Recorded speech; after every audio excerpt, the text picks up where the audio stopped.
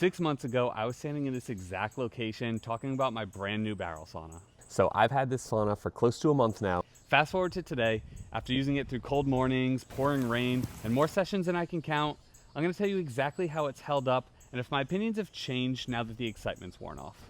What's up, friends? Adam Corson here, and the past 6 months have taught me a lot about this sauna and just sauna ownership in general, and I'm ready to share all of it. So let's dive right in. In my first video, I was blown away by how hot this sauna actually got. I can to this day vividly remember the first time that I opened that door, stepped in at max temperature, and how that heat just blasted onto me. The materials felt super solid right away, and honestly, I was just impressed by how much value it seemed to offer for the price point. So let's start with the good news. Performance-wise, this thing's still a beast. It heats up to 180 degrees without any problems, and while I'm in a more mild climate, I do think it would perform well in colder climates too. The cedar still smells amazing, and the overall build structure and quality, benches, floors, everything like that is still as good as when I put it together.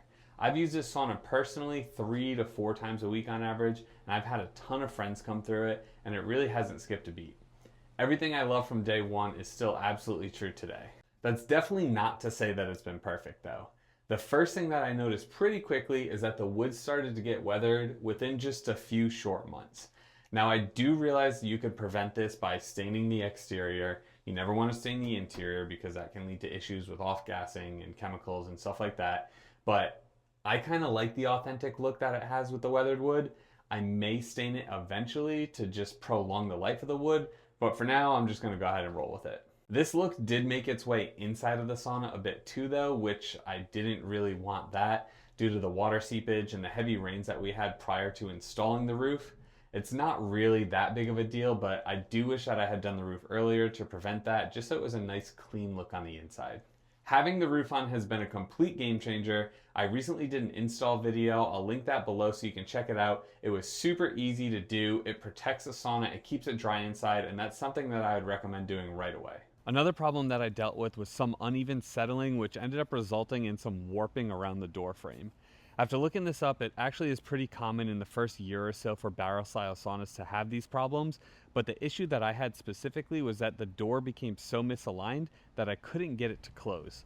Now I reached out to Almost Heaven, I sent them some pictures, and they told me that the bands are too tight initially, which wasn't allowing the wood to properly expand, and that it seems like it may have settled a little bit unevenly. It has been a hot summer, so this makes sense, but the fix that they recommended wasn't really practical. They told me to loosen the bands, and within 2 weeks it should self-correct.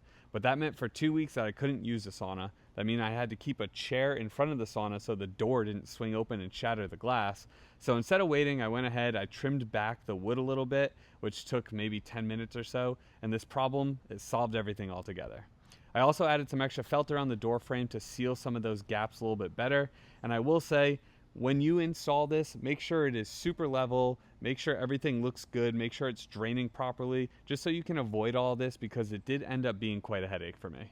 Aside from that, there's just a few minor maintenance items that you do need to keep up with, like tightening up these bands periodically, and then the other thing you're going to want to do is tighten up this handle with the magnet, and with pulling on this will come loose every few months.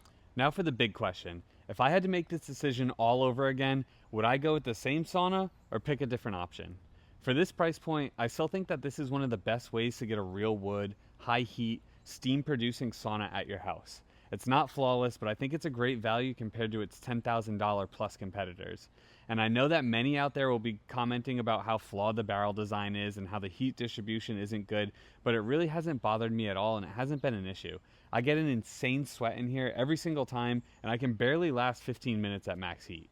A few quick tips that I would suggest if you plan on getting a sauna for yourself is number 1, get a roof covering early. This will prolong the lifespan of your sauna and it'll keep water out and keep all of that staining from happening on the inside, like what happened to me.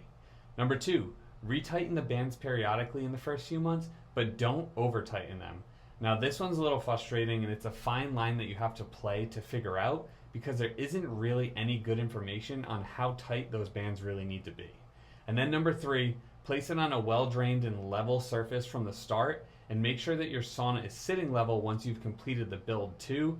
That way you'll avoid some of the issues that I face with the warping and the uneven settlement, and even from a drainage perspective, you want to make sure that you're not puddling up and water's not getting in. So 6 months later, and my Costco sauna is still going strong. I really don't regret this purchase one bit, and I think that many of the issues that I face could be avoided now knowing what I know. I'll be doing a 1-year update to see if it survives hurricane season and the upcoming winter, so make sure you're subscribed for that. And if you missed the original video, I'll make sure to link that below. That's the unboxing, that's the original testing, that's kind of all my first impressions. Thank you for watching, and I'll see you next time.